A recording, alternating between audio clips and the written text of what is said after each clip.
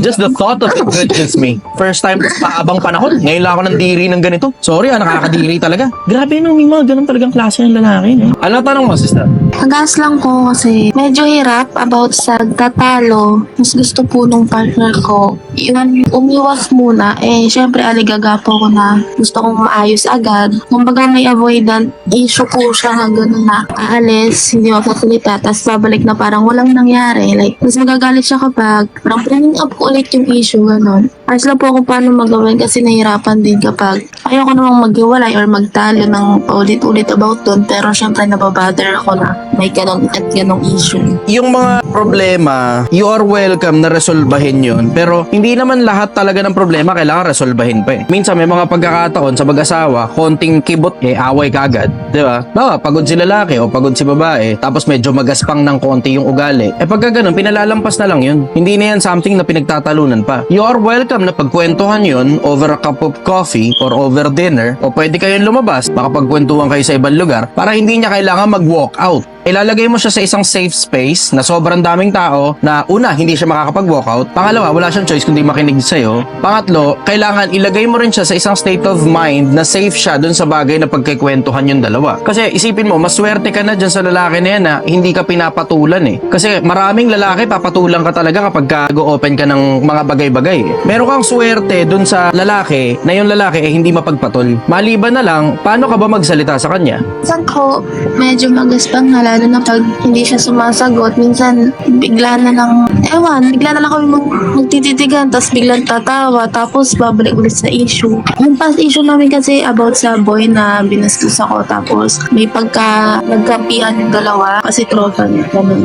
Kaya yun yung parang na-bring up ng paulit-ulit kasi hindi naman siya kumbaga hindi niya dinidisclose yung issue na yon. Anong hinihingi mo sa kanya tungkol doon? Yung kumbaga i-disclose niya yung issue na yun na bakit ganun yung nangyari. Nabubuksan lang yung ulit yung issue na yun kapag may boy ulit na lalapit, tas sa-transing, tas alam mo parang hindi ako marami safe na nandyan siya na. Kasi siya yung partner ko na ganun. Patay, nakakuha ka ng malamyang klase ng lalaki. You would want a man who would stand up for you. Okay, may tatanong ako sa'yo, kamusta ang finances nitong lalaki? Medyo 50-50. Ano trabaho niya? Sa sa production, manufacturer po. Okay naman po kami, minsan 50-50, minsan 70-30, 60-40, kung sino yung okay, kung sino hindi. Wala po kami ibang problema, pero once na nagkaroon ng issue sa boy, may lalapit, hihingi ako ng, uy, ganito ganyan, si ganito ganyan. Siya yung unang lumayo, bayaan mo yan, gano'n. Parang, ba't gano'n?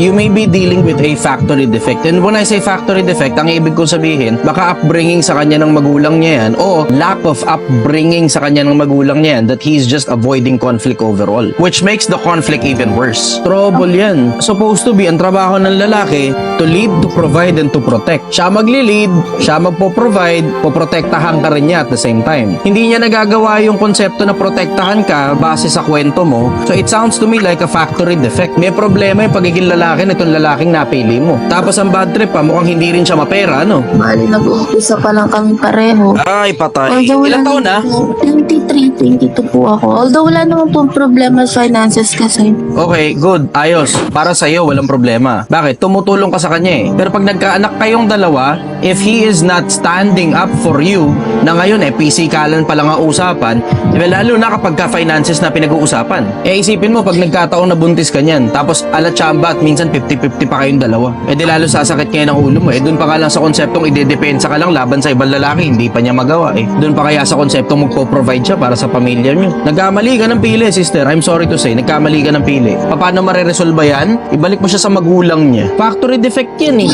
Ang normal sa lalaki, ito normal sa lalaki. Tinan mo, pakita ko lang sa iyo ha. Mga lalaki, pagka ang jowa mo binastos, ano gagawin mo? Diretsahan lang. Comment muna mga lalaki.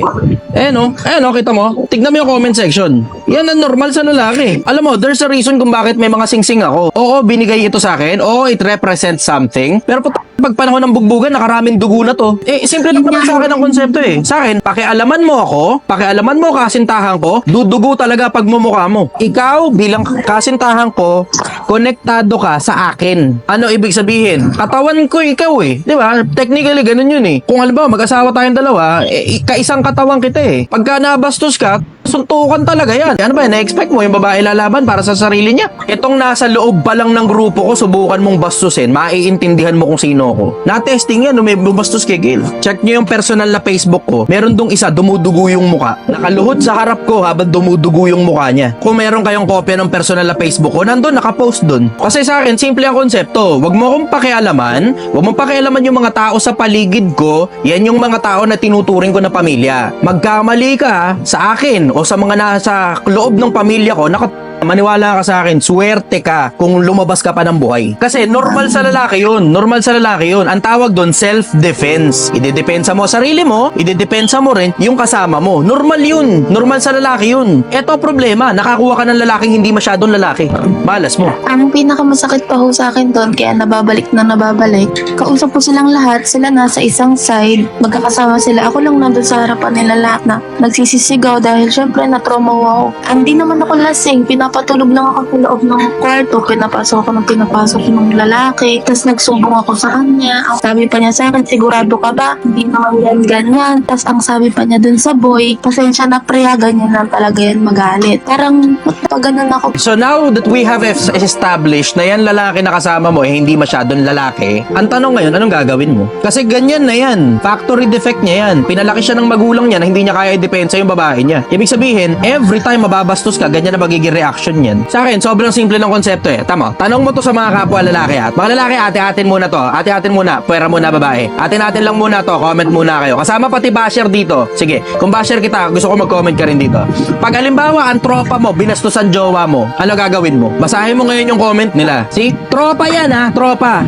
Pag ang tropa mo, binastos ang jowa mo, ano gagawin mo? Oh, magtutropa yan ha, magtutropa. Lalo naman kapag ang bumastos, hindi kilala. Ano, tanong mo? Simple lang yung konsepto eh. Sobrang simple ng konsepto niyan. Yan yung crossing ng border ng pagiging lalaki. Basic yan. Bakit? Idinidepensa mo lang yung inaapi eh. Going back to that old principle na idinidepensa mo lang yung inaapi. May isang pagkakataon eh, tsamba lang naman ito. Hindi naman ako violente masyadong tao. Naglalakad lang ako nun, sometime around parang 19 years old yata ako nun. Eh syempre, mahabang lakarin para makasaya ka kasi nga madaling araw na nga kasi ako pumapasok. 2:00 ng madaling araw yung shift namin eh. Pero may isang pagkakataon, meron akong nakitang babaeng sinasapak ng lalaki. Wala akong pakialam kahit sino ka pa.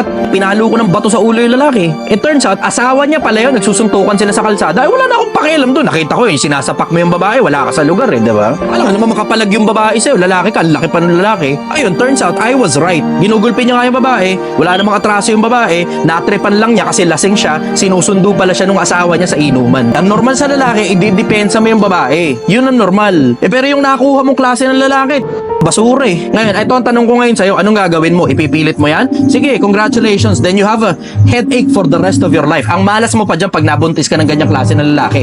Makakapag-produce ka ng mga klase ng mga lalaki din, ng mga tao, ng mga anak mo, ng mga ganyan ding mga duwag katiri. Sabi, may nagtatanong dito, si Bugoy po ba normal?